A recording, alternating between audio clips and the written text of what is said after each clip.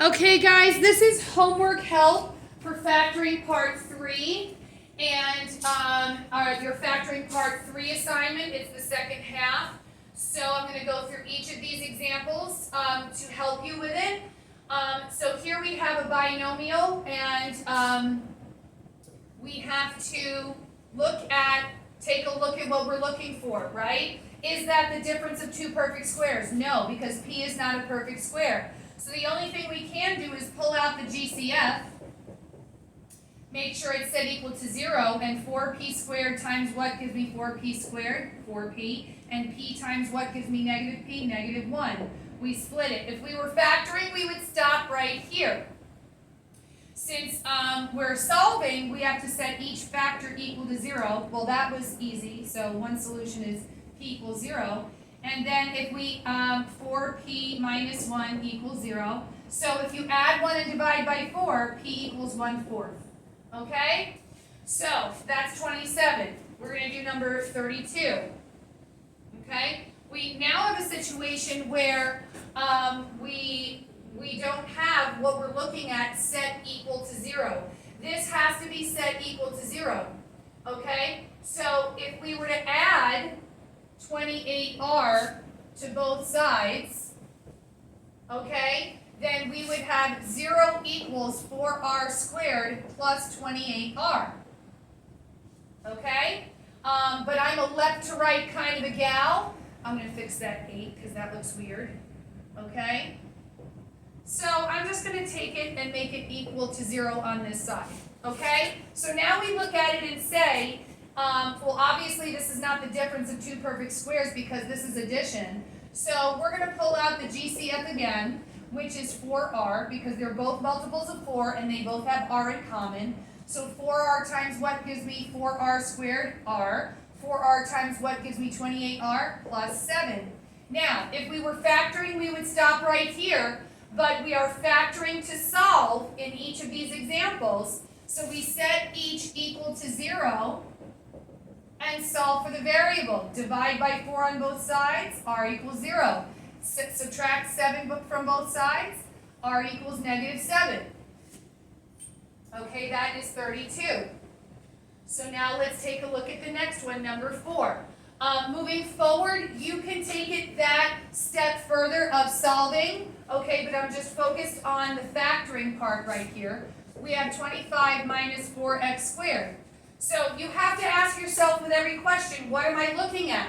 Well, it's a binomial, and this is the difference of two perfect squares. So I know, okay, what times what gives me 25?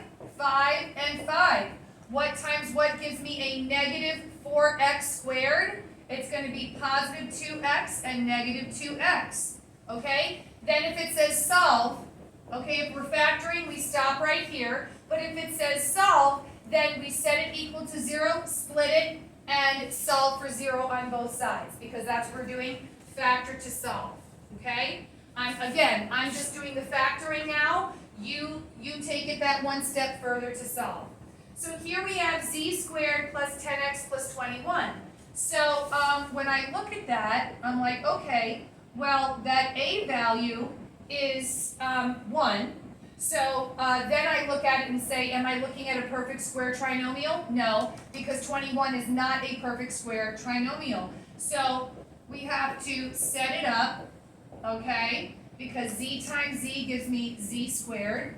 And then you can use the magic x, unless you're getting used to it now, okay? You're basically saying what two numbers when multiplied together give you a positive 21, but when you add them together gives you a positive 10. That's plus 3 and plus 7. Then you set it equal to 0 and solve, okay? So now let's look at 18. Okay? 18 says 25 z squared. Well, I love that already because I can already recognize that that's a perfect square. We have to make sure that we know what we're looking at, okay? And look at that. Our first and last terms, it's a trinomial. Our a value is greater than 1, but our first and last terms are both perfect squares. Makes our lives easier because we can factor it like the difference of two perfect squares. What times what gives us 25z squared? 5z, and 5z. What times what gives me 16? 4 and 4. What goes here? There it is right there. Whatever symbol is in front of that b term, that's what we put in between. And now since we're solving, we set it equal to 0, split and solve from there. Let's look at number 4. Okay, we have 2x squared minus 7x plus 5. Well, it's a trinomial where the a value is greater than 1. So I have to ask myself, can I pull out a GCF? No, because 2 is not a multiple of 7. Am I looking at a perfect square trinomial? No, because the first and last term are not perfect squares. So now I know I need to factor this using the AC method. So we're going to multiply a times c and put it in the magic x. 2 times 5 is 10. And we're going to bring our negative 7, our b term, down here. So what two numbers when multiplied together gives you a positive 10, but when you add them together gives you a negative 7. That's going to be negative 2 and negative 5. Don't trust it, test it. A negative times a negative gives you a positive, and negative 2 minus 5 is negative 7. Okay? So now we're going to take the first term, okay, and write it exactly the same way, creating our two spaces. And we're going to take the last term and write it exactly the same way. Now we have to decide what are we going to put where. I think this is a little bit obvious. We have to put multiples together. And we know, okay, that 2 goes with 2 and 5 goes with 5. So we pull out our GCF. Okay?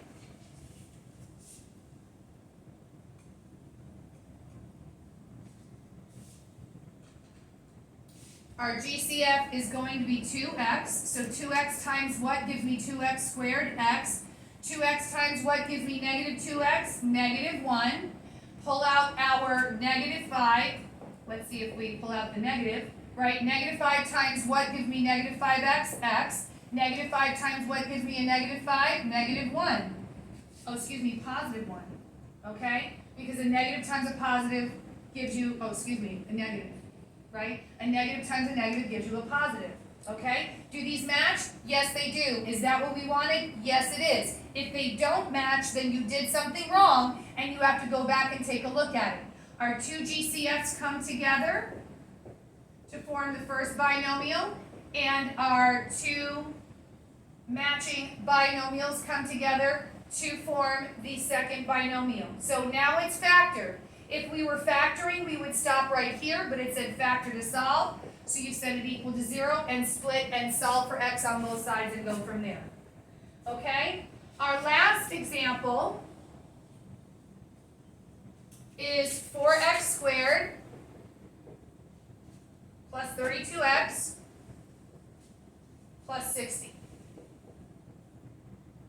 Okay? So in this situation, I have to ask myself, okay, so the a value is greater than 1. Am I looking at a perfect, can I pull out a GCF? Yes, they're all multiples of 4.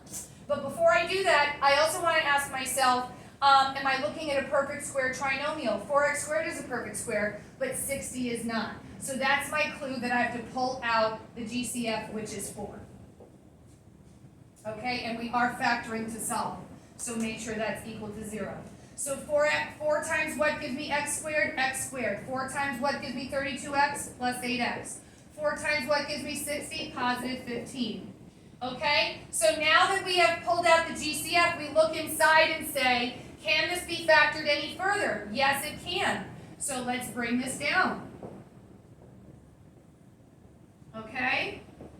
What times what gives me x squared? X and x. Okay, so what two numbers when multiplied together gives me a positive 15, but when you add them together gives me a positive 8. That's going to be positive 3 and positive 5. And if we were factoring, we would stop right here. Okay, if you want me to fill in the magic x, I can. 15 goes up here, 8 goes down here. What two numbers when multiplied together gives you a positive 15, but when you add them together gives you a positive 8. Positive 3 and positive 5. I'll just finish this up. So basically, we, since we're solving, If we were factoring, we'd stop right here. Since we're solving, we take it that one step further. 4 does not equal 0, so that's not a solution. And we have to set each equal to 0 and solve for the variable. We subtract 3 from both sides, so x equals -3. Subtract 5 from both sides, and x equals -5. That is supposed to be a help for your review, okay? Hopefully that was helpful for you, and you're going to get ready for your factoring test.